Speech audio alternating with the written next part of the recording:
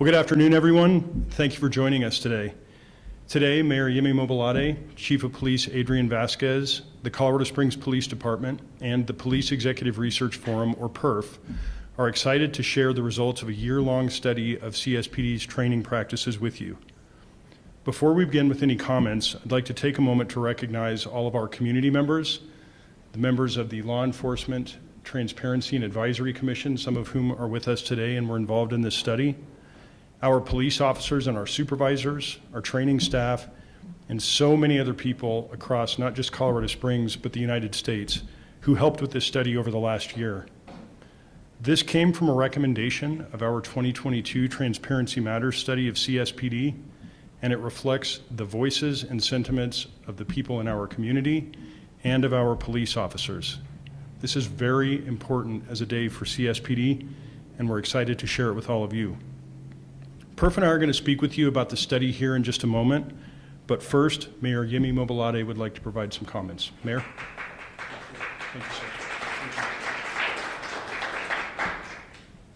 sir. Good afternoon. First of all, I want to acknowledge my colleague, Councilmember Line Weber, who's here as well, representing City Council. Thank you for your endless support of our efforts in our police department. I also want to affirm the great work of the Colorado Springs Police Department led by Chief Adrian Vasquez, and the great work of the Police Executive Research Forum, which we call in PERF. The study's principal authors, Nancy Dimmy, Tom Watson, and for their dedication to this important review. The report we are discussing today is a critical tool that will help guide our long-term vision to make Colorado Springs one of the safest cities in the United States, and also for us to become a more just community for everyone. Today's report highlights areas that we can improve on, but it also underscores the incredible dedication and professionalism that defines the Colorado Springs Police Department. The PERF's in-depth use of force report represents a strong collaboration between partners, as you've heard, including our engaged residents, members of the Law Enforcement Transparency Advisory Commission, we know as LETAC, our police officers, and our leaders who have worked hand in hand with PERF over the last 14 months. To everyone who has contributed to this important effort, I say thank you. This work began in 2023 as our police department looked for the best ways to proactively address feedback from our officers, community members, and the Transparency Matters study about the use of force. After a rigorous selection process involving both the public and the department members, PERF was selected to take a closer look at the training that we provide our police officers in 3 areas: the defensive, tactics, and de-escalation, 2, procedural justice, and 3, response to persons in crisis. There are several key areas of improvement identified in the PERF report, and one of the recommendations I am excited to share as a result of this study is the recommendation by PERF for our police department to start exploring integrating jiu-jitsu training into our defense tactics curriculum. Sign me up for that one too. This truly has the great potential to help our officers learn hands-on technique to gain control without needing force tools. And as also stated in the study, quote, CSPD needs a new training facility, end of quote. We appreciate the affirmation of this need, and we are continuing to make progress and take steps in that path forward to make this a reality. Furthermore, I am also pleased to hear that throughout the process, PERF has identified and has been complimentary of the strong work already underway by our police department, and we will publish the full results for the public at coloradosprings.gov. Friends, here's the thing, the PERF report is not just a set of recommendations for the department. It truly is a roadmap for the future of public safety in Colorado Springs. It represents our shared commitment to transparency, accountability, and progress. And I'm also proud of our police department for taking this proactive step to commission this study and to implement this change. It reflects our chief's dedication to constant improvement and service. In closing, I want to thank our CSPD team and PERF for their dedication to this process. As mayor, I want everyone in Colorado Springs to know that public safety and will always be our top priority. I am fully committed to working with CSPD, the community, and our partners at every level to ensure that the recommendations outlined in this report will be implemented. We will take necessary steps to ensure that Colorado Springs remains a leader in policing, accountability, and public safety. And we will take necessary steps to ensure that Colorado Springs remains a safe, economically prosperous, culturally rich, welcoming, and a vibrant world-class American city on a hill. Thank you. It is now my pleasure to introduce and welcome the Chief of Police, Adrian Vasquez.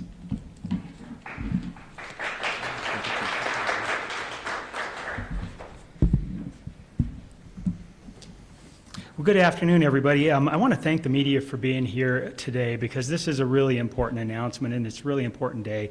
I appreciate your willingness to cover this. I also want to thank the mayor for being here, city council for being here, members of LETAC over here to my left, the Police Foundation, CSPD staff, and all of our other guests for joining us on this incredible announcement. As we continue our efforts to be transparent with the community, and to listen to our community, this is really an important day for the city as we integrate some of these options and some of these ideas into our training. In partnership with PERF, the Police Executive Research Forum, I'm excited to share the results of the proactive year-long study of how CSPD trains our police officers in critical areas that include, as the mayor mentioned, defensive tactics, responding to people in crisis, de-escalating contacts between citizen and police, and ensuring that we're a procedurally just agency, not only for our community members, but also internally for our police officers, which is just as important. As many of you might remember, CSPD proactively commissioned the Transparency Matters study, which we similarly unveiled in 2022. Now, this was 2.5 years ago, and on my very first day as appointment as chief, I remember going and getting sworn in, taking the oath, coming back to the office and packing up and going to unveil the Transparency Matters study. And that was an important day for me personally because as a chief, it set a tone for transparency and for continued working relationships with our community, building those relationships. A primary goal, of course, was to make police and citizen contacts safe for everybody that's involved. And as a result of this study, while we've completed many more action items, I wanted to name just a few action items from the Transparency Matters studies. We implemented the critical incident briefing videos, and you've seen those that we released as a result of officer-involved shootings, and you're going to see one released here very shortly. We enhanced our supervisory review of use of force and pointing of a firearm by police officers, and we provided evidence-based and best practice de-escalation training to our personnel, and you've heard us talk about this in the form of ICAT, or Integrating Communication Assessments and Tactics. The most complex recommendation from the Transparency Matters study was a comprehensive review of how we train our police officers, especially around use of force. We've been working on this recommendation since 2022, and today we're ready to take our next steps. You're going to hear about this in greater detail here in just a minute, but I'd like to recognize and thank some partners that have helped us with this study and making it a success. First, the study reflects the voices of our community and police officers, who both asked for enhanced training in these areas, and that's important from my perspective. Again, setting that tone of building bridges, building trust with our community, and then the internal procedural justice with our officers. The selection of PERF and the completion of this study involved direct input from our citizens, again, a vital component.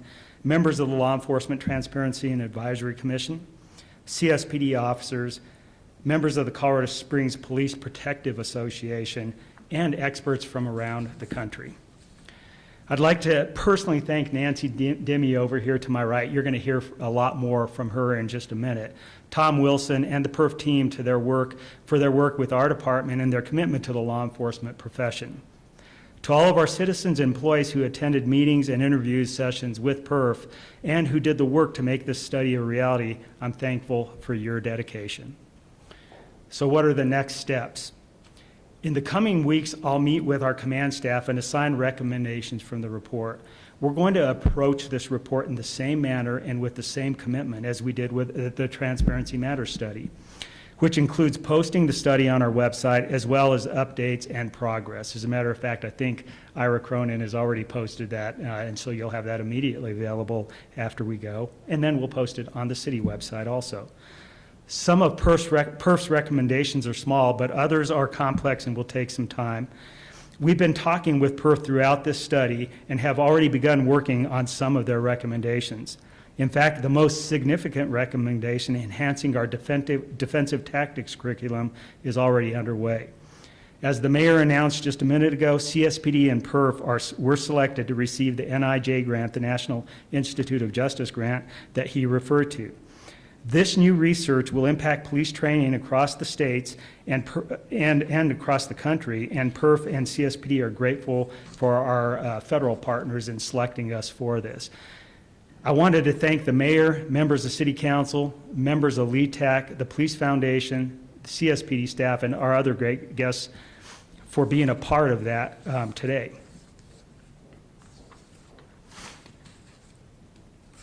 Excuse me. So, in the next steps, as we unroll and unveil that PERF study, what it really speaks to is the commitment of one police organization and PERF that are going to influence how police really interact through Brazilian Jiu-Jitsu. This is a study that is unlike any that have ever been committed. There has not been empirical evidence that show when you utilize hands-on tactics what those should look like. And what's really important about that is we are taking the ICAP model that you've heard me talk about. We're taking that as a de-escalation tool. This is one of the critical things that we heard in Transparency Matters. But what happens when de-escalation doesn't work? That's where this study truly comes in. So I'm very excited about it. I talked with Chuck Wexler, the director of PERF, here earlier this week, and things are really exciting in our influence on the police profession as we move forward across this nation. So with that, I think we want to hear a little bit more from Nancy and from Commander Koch. I think I'm going to turn it over to them, and I want to thank you again for being here. Thanks, everybody.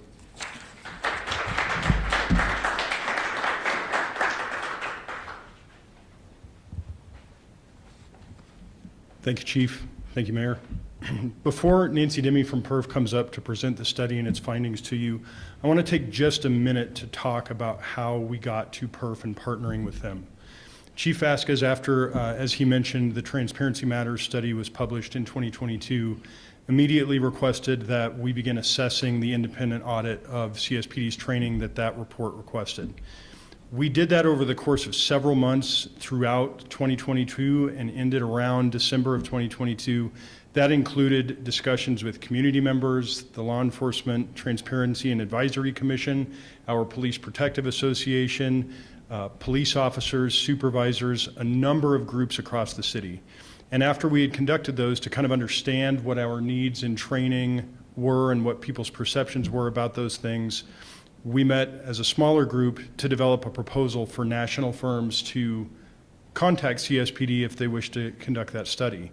We received several proposals, and a group of individuals that was comprised of a LETAC member, a community member, and members of the police department at various ranks, reviewed all of those proposals and ultimately selected PERF to conduct this study. That study began in August 2023. It took about a year, just recently concluded. And over that time, PERF traveled to Colorado Springs on multiple occasions, conducted focus groups with our employees, community members, training staff, the Police Protective Association. They conducted ride-alongs, reviewed in-person and online training the police department conducts, and also did document reviews and a number of other things. So it's been a very expansive study, very in-depth, and we're grateful to Nancy Demme, Tom Wilson, and the team at PERF for doing that. I'm going to now introduce Nancy Demme from the Police Executive Research Forum. She is a senior principal for the Police Executive Research Forum out of Washington, D.C. She has 30 years experience previously at the Montgomery County Police Department in Maryland, where she retired as a captain. That department has nearly 2,000 employees, serves a population of over 1 million people, and we're very grateful again for the work that Nancy and her team have done. Nancy?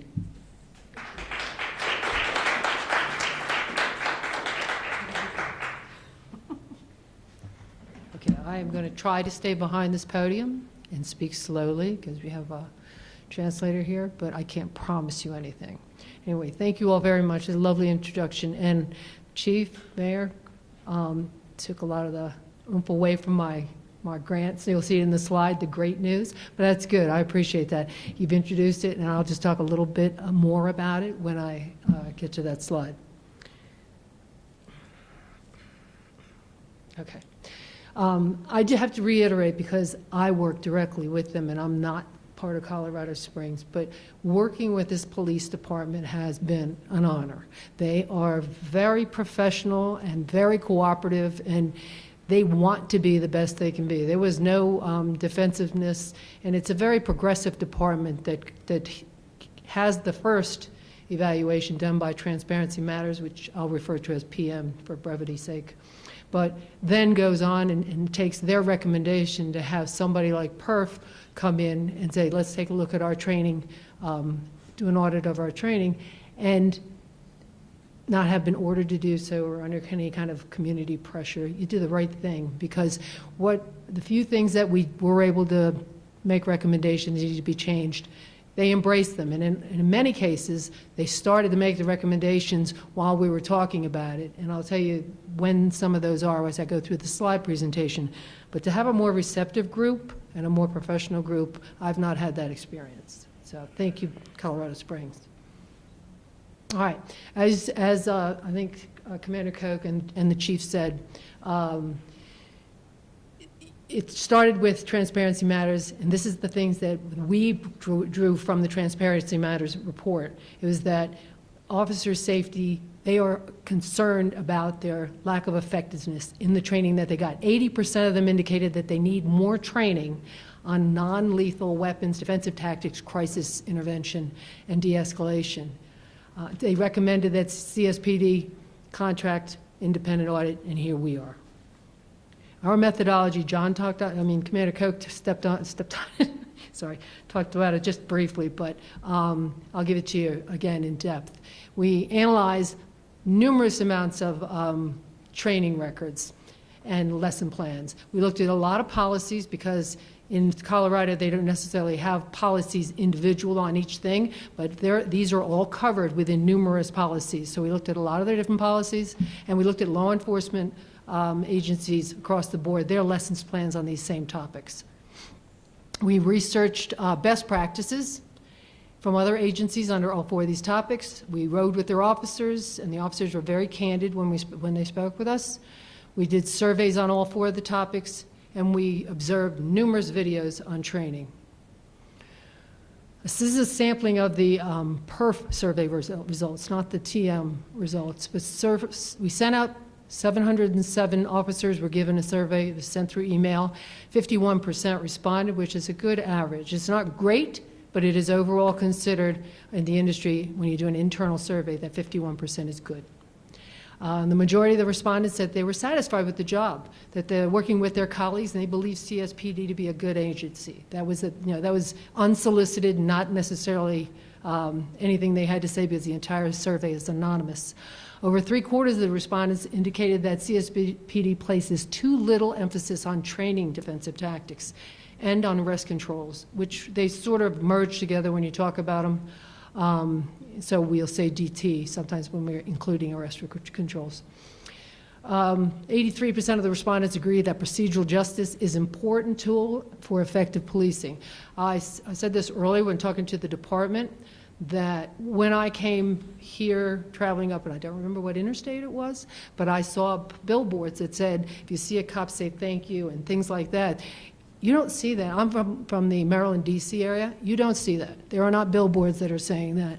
And that is an honor, and you should be proud that your community feels that way. These things don't have graffiti on them. They haven't been torn down, all good signs. And when we spoke to the community during the focus groups, they were I had to figure out how to pull something that they wanted changed or corrected, and there wasn't much. They just said, we like our police department. They treat us well. I'm sure there's those out there that don't feel that way, but it seems to be quite the minority. These are quotes from the survey. It was anonymous, so these people wrote things that I thought were important in deciding which way we were going to go on this study. But we need to be training more on defensive tactics to give officers the tools and confidence to go hands-on. And then I believe there needs to be scenarios that involve needing to switch from de-escalation to hands-on. And we'll talk a little bit more about that in a minute. Or the use of a weapon. It's great to learn de-escalation, but they will not always turn out great, and sometimes things change rapidly, and the officers need to be prepared for the worst. Every state has a regulatory body when it comes to training. Colorado Post, Police Officer Safe Survival Training and Standards, is yours, is Colorado's. And their primary focus is on the entry level, although they do focus on in-service. They have high standards for entry, but they make minimum standards. This is what they have to meet. And the Colorado Academy instructors have almost doubled that. They have doubled the number of hours that's required by the state for the recruits. We recommended that CSPD increase their in-service hours from the 24, which is the minimum required by the post, to 40. Because of the things that we are putting into our recommendations to get them into enough training so they can do it, they're going to need 40 hours of in-service. I know that's a lot cheap, but it will make a difference in the large agencies, all the ones pretty much in our area up in near DC, and several of the agencies, including Aurora County in Colorado, already do 40 hours of in-service training. The post also requires instruction and methodology training, which is like adult learning kind of instruction for anybody teaching recruits.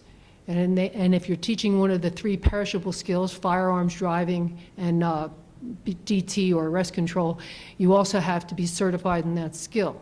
Not so if you're an in-service instructor, because I don't know why, actually, the answer to that question, I can guess, but all they do is track in-service training. They don't make requirements for the instructors. But, again, kudos to CSPD, they do. They mandate that their in-service instructors have methodology certification and skills certification in all 3 of those perishable skills. We looked at lessons plans, and we found that the recruit lesson plans were significantly more detailed, but that the in-service were good, but they could be even deeper and better. And so we also suggested that they have an assessment tool after a class is over.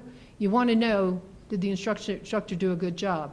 Did the topic address your work environment? Does it help you? Is there something that could have been better? That's feedback that as an instructor you need to know, and as the head of the academy, the director needs to know, where are the gaps? Where should we fill things in? So they now have implemented 2 URLs, QR codes, whatever they're called. I did that again. Literally where they send it out with the officers and they can anonymously send back their assessment of the course. And I told the officers this morning that this post sets the minimum, but they don't want to be the minimum. They want to be the best. And so they should take some of our recommendations and work to be that. And they have the ability, this is a good police department, they have the ability to start setting best practices. Okay, de-escalation. I don't know if everyone in this room knows what that is, so I'll give a real quick understanding of it. De-escalation is a philosophy. It is not a process. Training and de-escalation offers officers a way to help to slow things down, to ask open-ended questions, to establish rapport, and try to avoid having to reach for a less than lethal or any other kind of weapon. ICAT, as the chief said, Integrated Communications Assessment Tactics, is the de-escalation course or program that they have used. It, in the interest of transparency, PERF designed ICAT. ICAT is the only de-escalation training program that's been rigorously studied and shown to be effective through a randomized controlled trial, which is the gold standard for research. So they chose, again, I'm trying to be transparent about this, they chose the best. And part of the ICAP program is to use what's called the critical decision-making model, the CDM. CDM is a circular way of deciding what you're going to do. It allows you to backstep, cross-step, and it's not a linear way of thinking or reasoning. It starts with the main principles being ethics, values, and proportionality, and sanctity of life. In the old school, and I went back in the old school, I was there, but it was we, the police, have to make sure we get home safe each night. The new philosophy is everyone needs to get home safe at night.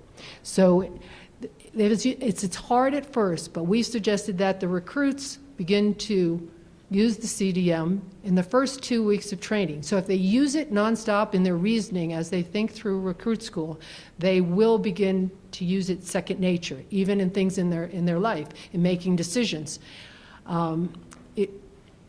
It's to drive their decision making. An example, Baltimore Police Department, their FTOs, field training officers, noted that their recent graduates were making better decisions.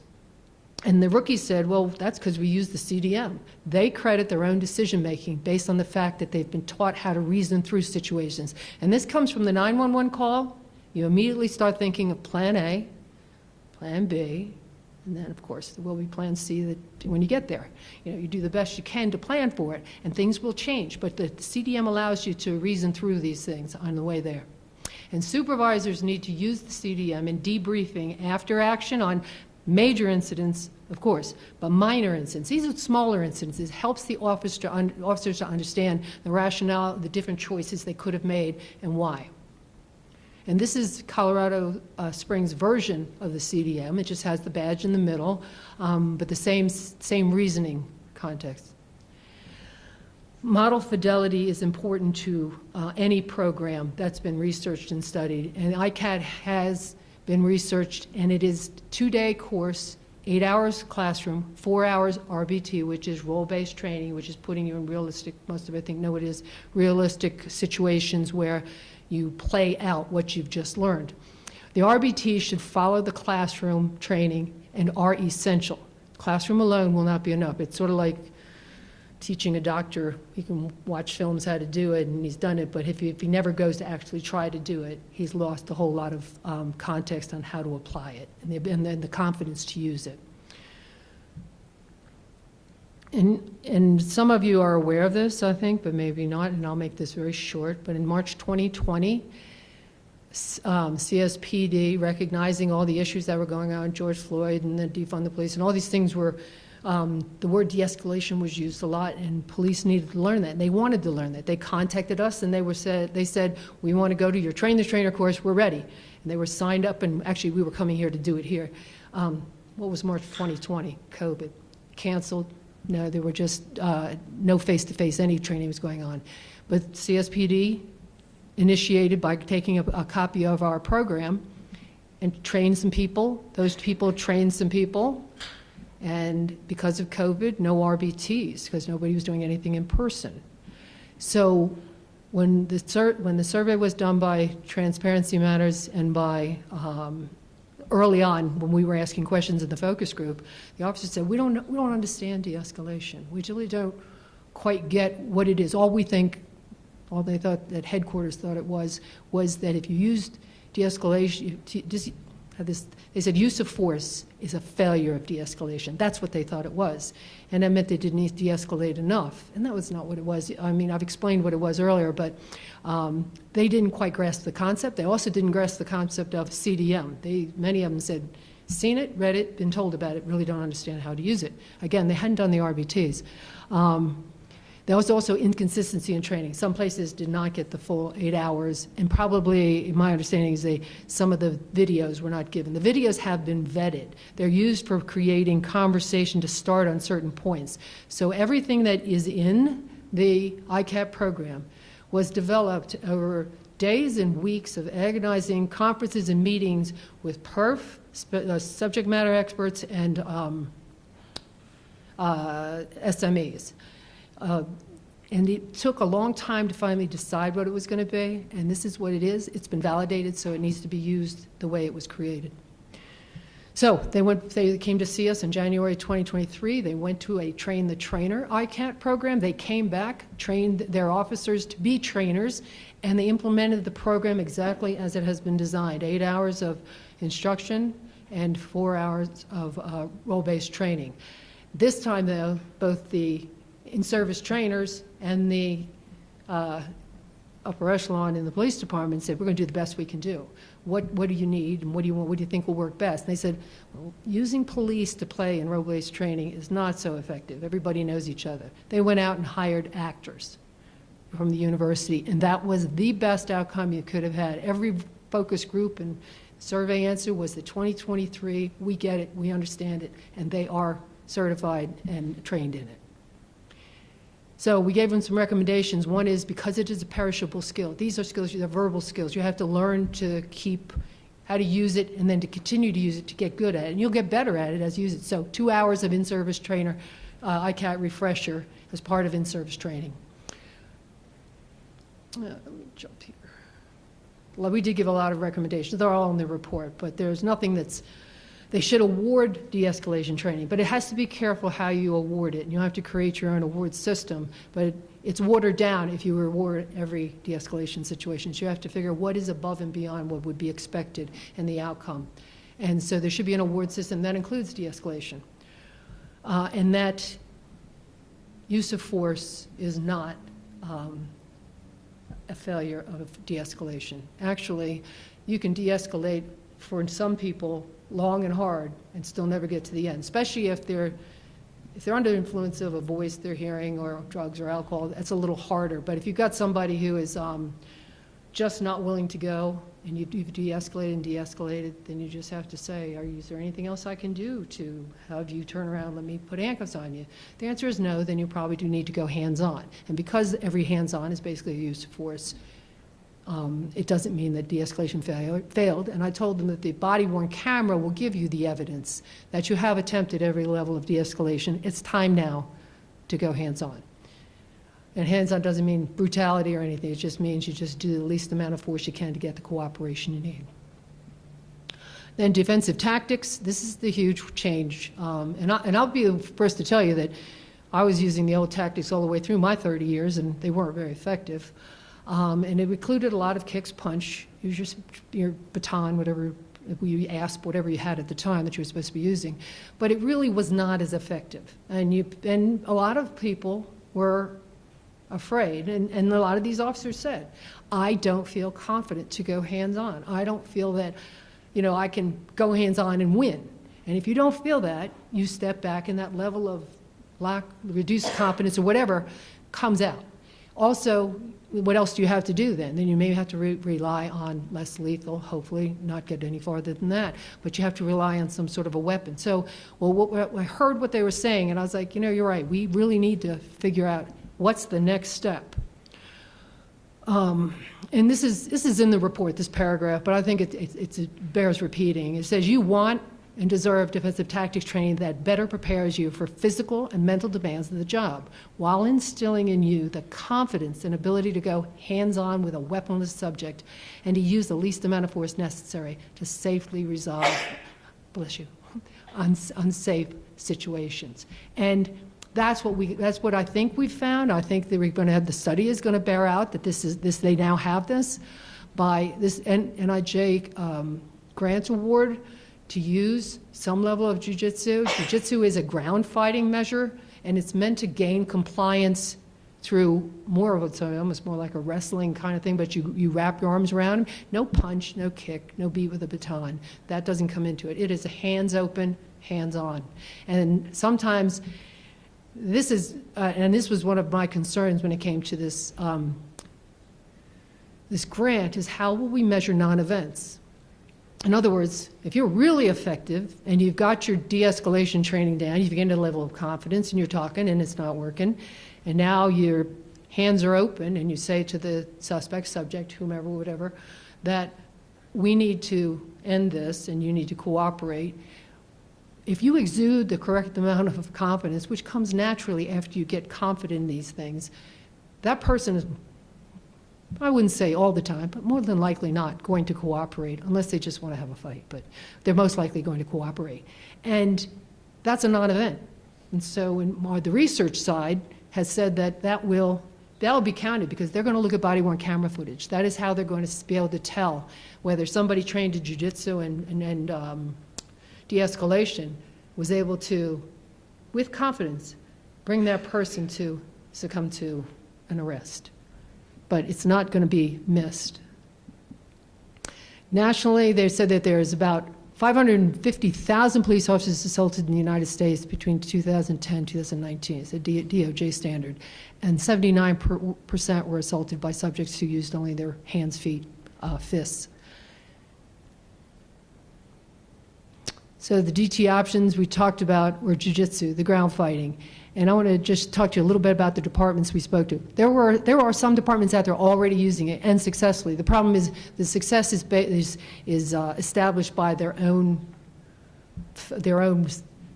statistics, and it's not confirmed through scientific study. What this NIJ award will do is show it through a study. In Mesa, they only have 832 officers. They use jiu-jitsu, and they have officers train in the academy, and they have an incentivized program afterwards that you can get some credit for power hours if you go do the training elsewhere also. And so people get better. In 3 years, they've only had 5 injuries that occurred while training for jiu-jitsu. So the concern has always been at academies is going hands-on. I'm going to have a lot of workman comp issues if these people go full with each other when they fight. So they've always been held back a little bit, or they use people in big red man suits, and that's not realistic either. In jiu-jitsu, you can go hand-on and you can go full out, and minimum risk, maximum comprehension of what you're supposed to be doing.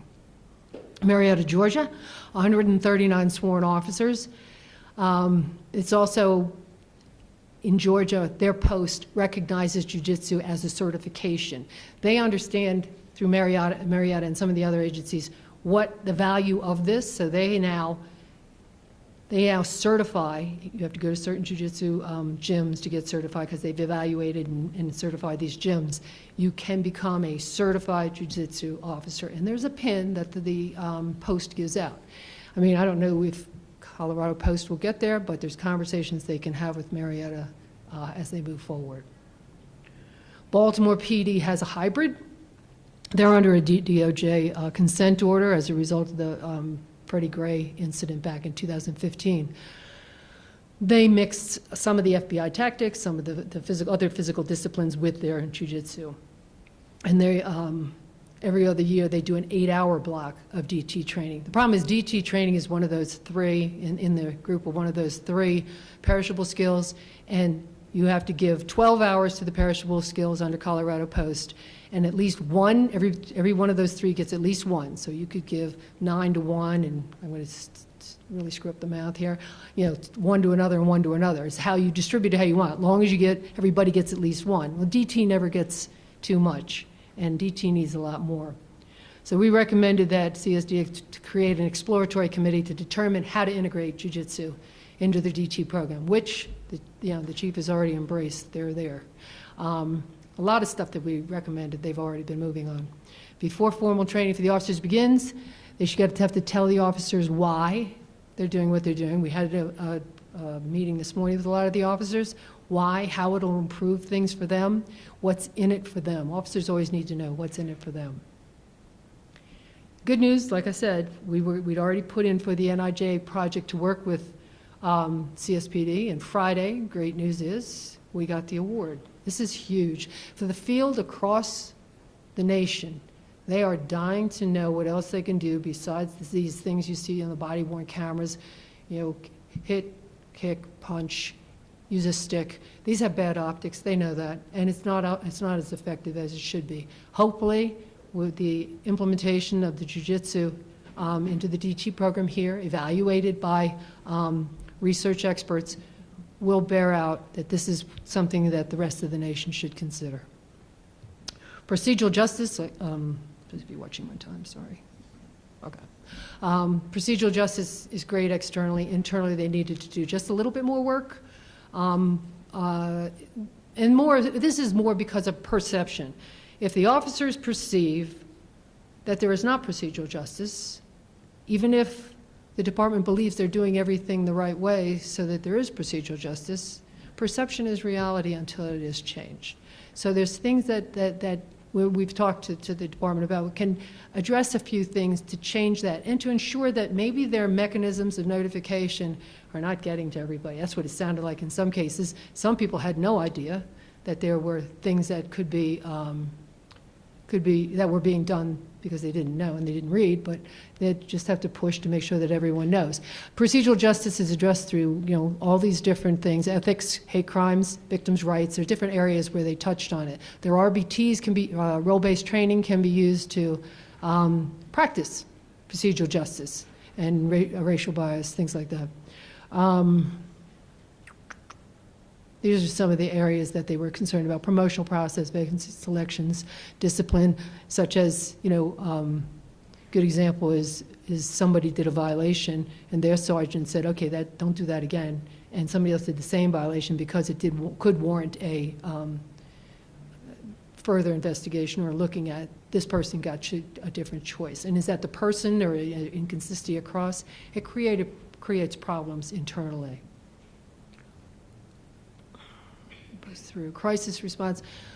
Crisis response, CSPD has engaged in national best practices. You really do have a really good crisis response, and that's based on the report we just did recently on crisis response models. You have a co-responder model and an alternative response model. What is needed here more is the conversations between the three, which is you have HOT, Homeless Outreach Team, you have ART, you have CRT, more of a decision about who's doing what and whether they're staying within their confines of what they can and can't do. Like ART does not have a diversus health person with a master's degree, which would allow them to do emergency petitions. I've forgotten what your term is for that, but they can do that, and ART cannot. HOT should not be excluded from this crisis response because they actually deal with the same population, the same group of people that have mental issues or drug or alcohol issues, also have homeless issues. So sometimes they'll be dealing with them instead. One of the things that we recommended in ours was a iPad, because officers get on the scene that don't know what to do because they don't have CRT training and CRT is busy or they're not out. And they're like, what do I do to help this person? They just want to know they're a mess. And in Harris County, Texas, they get iPads via a grant that'll connect the officer to a healthcare professional. And the healthcare professional can have a conversation with that person briefly on the iPad with the officer about where they can go to get additional help, what things that are available for them. And they found that to be huge. And there are grants out there that help them to get those things. So we just think we need a little more conversation between the three, and as the overlap, and some focus of who's going to do any level of follow-up on those things. And I think that is about my time. Like I said, HOT is really cool because not a lot of places don't have a HOT team, and I really do think they do some excellent work.